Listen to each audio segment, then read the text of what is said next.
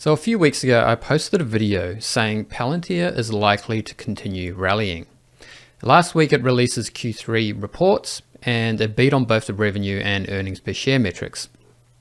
The share price subsequently rallied 20% on the day, and the next it rallied more than 4%. I'm here to tell you that it's just the beginning.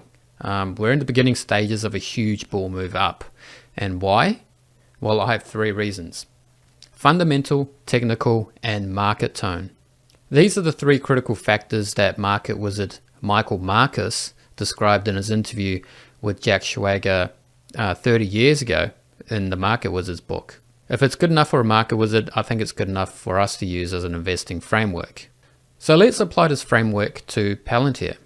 In terms of fundamentals, Palantir has made a profit in every single one of the last 4 quarters, which by the way makes it eligible for inclusion in the S&P 500. It has a sticky and growing customer base, many of whom have multi-billion-dollar budgets, and is a mix of both government and commercial clients.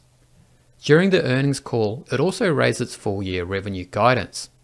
In terms of technicals, Palantir has bottomed out after a savage sell-off last year. The last couple of months has seen some heavy buying from institutions. I say institutions because retail investors simply do not have the money to explain the value of the trade seen. In my previous Palantir video, I described the current price action as the makings of a cup and handle pattern. Indeed, it now looks like the pattern is complete and we are moving on to the upside yet again. History has shown that the cup and handle price pattern is one of the most bullish patterns when it comes to price action. Furthermore, Palantir has stayed above all key moving averages during the consolidation phase over the last 3 months.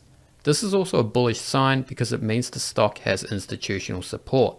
I keep mentioning institutional investors because they are the ones who truly move stock prices over sustained periods. When I say sustained periods, I mean multi-year periods because this is how life-changing gains are made in the stock market. Now the final piece is market tone. Palantir is in the hottest sector right now, AI. When a new sector gets hot, its leaders will usually go up so much that it ends with a bubble-like frenzy where the share prices go up exponentially. We haven't seen that yet, which gives me reason to think that we are just in the beginning stages of the AI boom. Other big AI players like Microsoft and Nvidia continue to look strong. Their share prices highly declined in the most recent stock market correction, and they both look like they are going to go higher. This is positive for Palantir since they are in overlapping sectors. Another underlooked factor is that long bond rates have probably topped out at around 5%. This means the next Fed rate move is more likely to be a cut than a rise. This is good for long duration assets like growth stocks such as Palantir.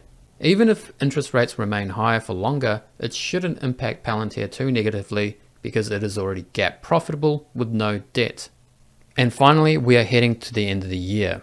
Traditionally, November and particularly December have been really good months for the stock market. I foresee a continuation of this broader rally and Palantir should go up along with it. I would be shocked if Palantir doesn't test $20 next week. I mean, that's only like 5% above the current price. As for the medium term, Palantir may end the year by setting new all-time highs. That's just my opinion and I hope I'm right. But here comes the easy part for shareholders. All we have to do is continue holding. We don't have to do anything. We can just sit on our positions and hold and just look at the share price go up week by week. Now, that's the beauty of just staying in the trade. And again, I would like to reiterate that big money, life-changing gains are made during multi-year holding periods. Until next time, happy investing.